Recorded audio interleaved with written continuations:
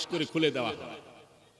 আর 70,000 ফেরেশতা এই মুমিনের আত্মাটাকে ওয়েলকাম জানাতে থাকে যে তুমি বড় ভাগ্যবান, তোমার জন্য জান্নাত অপেক্ষা করতেছে। আল্লাহর বান্দা এই মালাকুল মউত তখন প্রথম আকাশ থেকে দ্বিতীয়, তৃতীয়, চতুর্থ, পঞ্চম, ষষ্ঠ, সপ্তম আকাশে নিয়ে যায় এই রূহটাকে। ইন্তেকালের পরে রূহটাকে নিয়ে যাওয়ার পরে সপ্তম আকাশে আল্লাহ রাব্বুল আলামিনের হুকুমে নহরের জান্নাত, জান্নাতের নহরের পানি দিয়ে ওই আত্মাটাকে গোসল করানো হয়। গোসল করানোর পরে আল্লাহ রাব্বুল আলামিন কয়, আমার এই মুমিনের আত্মাটাকে তুমি জান্নাতের রেশমি পোশাক পরিধান করায় দাও আর জান্নাতের সুঘ্রাণ লাগায় দাও।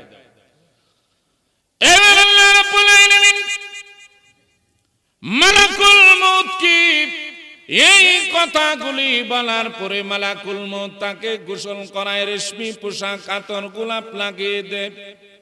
আল্লাহ রাব্বুল আলামিন বলে, মালাকুল মউত রে, আমার এই মুমিনের আত্মাটাকে তুমি তার কবরে নিয়ে যাও। তাকে যখন কবর দেওয়া হবে, তার কবরের ভেতরে রূহটা ঢুকায় দিয়া আমার জান্নাতের সাথে তার কবরের সাথে একটি সুড়ঙ্গ পথ খুলে দাও। এই মুমিনের আত্মার পাপ আত্মা হযরত আলী রাদিয়াল্লাহু তাআলা আনহু যখন খলিফা, হযরত আলী রাদিয়াল্লাহু তাআলা আনহু মসজিদে নববীতে বসে বসে কাঁদতেছেন।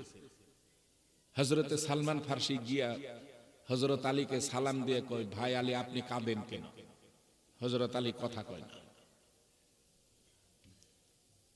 সালমান ফারসি দ্বিতীয়বার বললেন, আলী আপনার কি হয়েছে, চোখে কেন পানি, আপনি খুলে বলুন।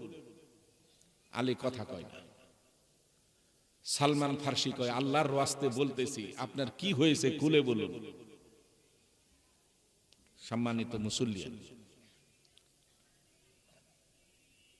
মানুষের আত্মা, এই রূহ, যাদের মনে করেন 1 লাখ নেকি আছে, 95,000 গুনাহ, 5,000, 1,05,000 গুনাহ, 1 লাখ নেকি, 5,000 বেশি না গুনাহ। এই ব্যক্তিকে একটা সুযোগ দিবে। তাফসীরে সহিহ নূহ ইমাম আহমদ রহমতুল্লাহ আলাইহি বলেন, এই 5,000 গুনাহ কর্তনের জন্য আল্লাহ ওই রূহটাকে একটা সুযোগ দিবে।